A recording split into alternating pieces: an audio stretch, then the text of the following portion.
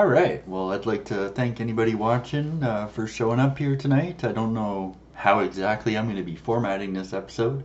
Could be animated, video, it might even just be audio only. But however you're tuning in, I'd like to thank you for showing up and welcome you to the show. This is Junkrat News here, and I'm Agent North. Today's episode here is going to be about community water fluoridation.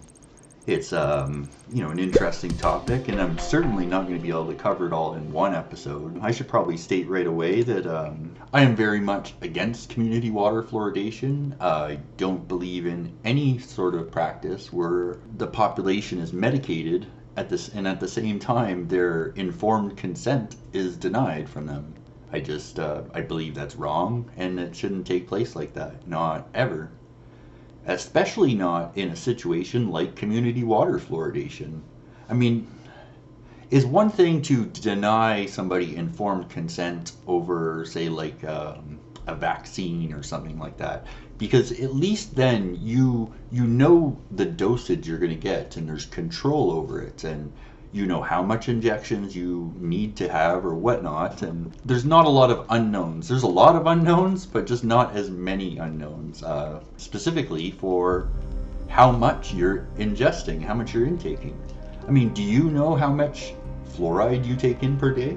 I mean, if you do, you're probably one of a million. I mean, you could calculate in a cup of water how much fluoride there is.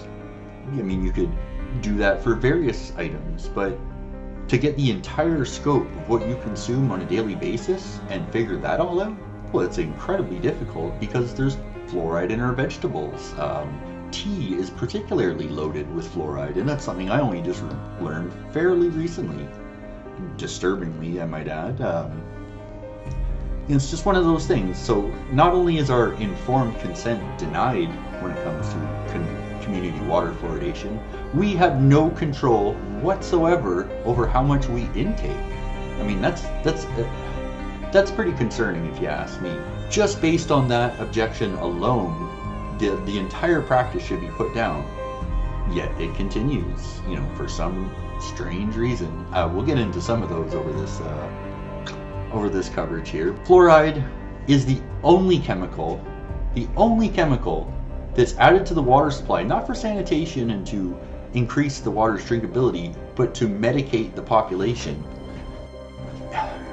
Isn't that a little bit strange? Like that we're adding medication to the water supply, and in amounts that you can't control, and with no regard to sensitivity by some parts of the population. The very idea of a one-size-fits-all solution is kind of strange on its own. I'm sure many of you, or most of you, if not all of you, have seen or heard on the radio an ad for different medications, whether it was antidepressants or whether it was an antihistamine or even just cold medicine. Well, at the end of those commercials, they read off what sounds like a long grocery list full of potential side effects. Some people, the antidepressants that make them want to kill themselves even more. Suicidal ideation. Sometimes it'll make you nauseous. Sometimes it'll make you lose sleep. Sometimes it'll make you sleep too much. Sometimes it'll give you heartburn, diarrhea, upset stomach, cold sweats. Like, it's just a giant list of possible side effects. And that's that way for basically every medication. For, every person that it cures or fixes, it's going to cause problems for another person. And even if it helps most people, I mean, at what point, like what percentage of the population are you okay harming because it helps most people? Like if it helps 66% of the people, are you okay with it, potentially killing 33%? I mean, I don't think that's right. I think we should all have the choice. And as I'll go on to explain, there's no reason for us not to have a choice, really. Like, because if you want fluoride, it is very possible to get fluoride into your life and into your diet. It's just one of those things. Like, several countries that have considered fluoridation in their water supplies, like Sweden, for example, have shot down the idea just over this whole idea of informed consent, and informed consent being taken away, which is a human right, by the way. So our human rights are being taken away from us so that they can forcibly medicate us. And as I'll go on to demonstrate, they've never proven that community water fluoridation is at all safe. It's in fact not safe. It is very dangerous. Not in a acute sort of way, like a speeding bus, while you're laying on the train track or something, but it's very dangerous, like smoking. It's a slow killer. It won't get you right away. It might take decades, but it will get you in the end. One of my biggest objections with fluoridation is that there's no way to individualize this treatment. I mean, perhaps I would like some fluoride, but maybe I want a lot, maybe I want a little bit. It seems awfully strange that we're all on medication, and yet we have no idea how much we're taking in each day. Are we getting enough? Are we getting too much? How much is too much? How much is not enough? None of this is known. Like, we've been fluoridating water supplies for almost 70 years now, 60 years, and these kinds of questions have never really been answered, and that's of some concern to me. Well, more than some. That's of grave concern to me. Here in 2019, we ingest fluoride from many different sources. Whether you're drinking beer or tea or drinking pop, it's usually been fluoridated. I knew a friend of mine who had a business opening up, selling bottled water. They had to add fluoride to the bottled water. They removed and filtered all pollutants out of the water, and then they had to go and put this pollutant back in the water, and it very much is a pollutant. Like, you'll see places call it a mineral, right? Like, you'll hear them refer to this mineral, fluoride. Oh, this wonderful mineral.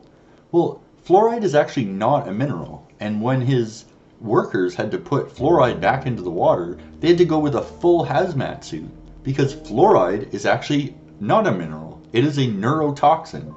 It's a neurotoxic chemical which hinders brain development. Right there, it makes you wonder, why would we put neurotoxins intentionally into the water? Well, I mean, I guess if it helps our teeth, but what if it doesn't help our teeth?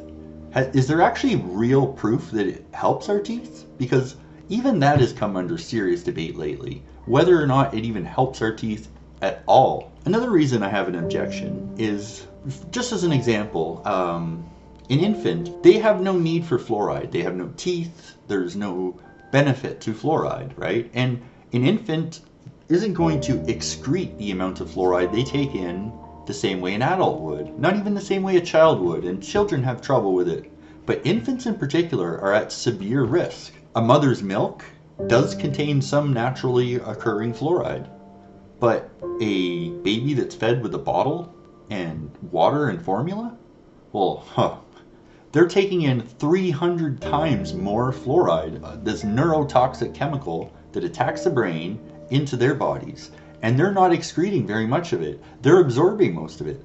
Fluoride is known to crystallize and calcify in our bones, in our brains, and in our teeth. And these infants don't have teeth, so it's all just going into their bones and into their brain. Proponents of fluoridation cite studies that were faulty from the very beginning, and their claims that we excrete almost all of the fluoride we take in daily. A very significant percentage of the fluoride actually does accumulate within our bodies, though. It begins to crystallize and calcify, and infants and children retain up to 80% of the fluoride they intake. Did you know that no health agency in the whole world is monitoring fluoride exposure or the side effects? There's no regular measurements of fluoride or levels in our urine, in our blood, in our bones, in our hair, or nails. Not one country, not of the general population, and not even of more at-risk sensitive subparts of the population. Why bother, right? There has never, it was proven safe, right? Unfortunately, that's not even true either. There has actually never been a single randomized study to demonstrate fluoride's effectiveness and safety. The York Review by the British government in the year 2000 was just looking for even just one grade A classification study proving fluoride's safety and effectiveness, as they were looking to add fluoride to the water supply. And even in the year 2000, 50 years after fluoridation practice had started, there was zero studies that met the grade A. You see, even the early studies, the ones that were test pilots, where a town was teamed up with a sister town, well, the people that were in charge of these studies in the beginning, all they would do was set up this control trial and then aggressively go to the control town and then push fluoride onto them. And in every situation, they just claimed such massive benefits at this new town that was getting fluoridated that the control town just wanted the fluoride. They didn't want to go through with the study. So all the original studies were actually just abandoned. It got passed and put around, worldwide just on people's words. And as I'm going to go on to explain later, this wasn't just some regular scientist that was, at the heart of pushing this. This was a member of, a team that worked for a company called Alcoa.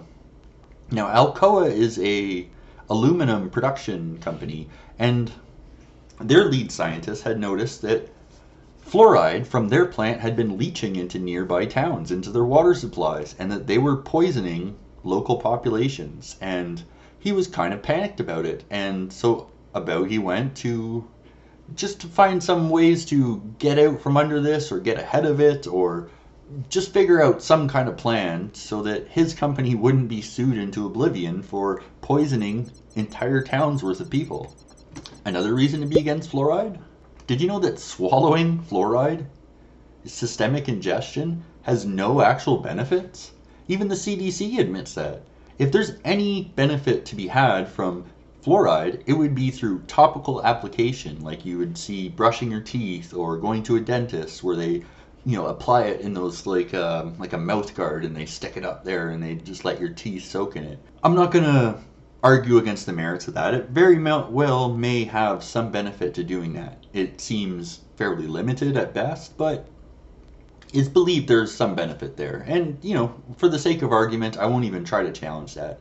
But as far as systemic ingestion goes, there is absolutely zero proof that is of any assistance whatsoever. In the aftermath of World War II, when they started to push fluoridation onto the masses, now what they did to argue for it was they would say, oh, well, this town's teeth was like this, X year, and now 10 years later, the children are this much improved. Therefore, fluoride's amazing and must be working.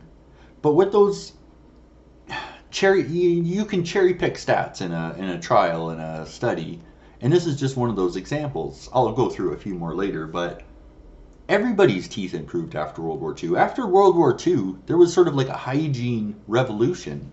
Oral health improved around the whole globe. America did see some improvement, actually. They went from around 2.6 dental caries per child to about 1.3, maybe back up to 1.5.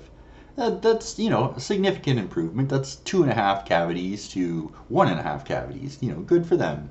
The parts of the world that didn't fluoridate, they actually improved much more than the United States. Now, there was many countries that were high as 7, 8 dental caries per child, 8 cavities at the end of World War II, chose not to fluoridate, and over the same time period, ended up with just half a cavity per child. So it's interesting that countries like Denmark and Norway were 3 times worse than the United States as far as dental caries go, and now they're 3 times better.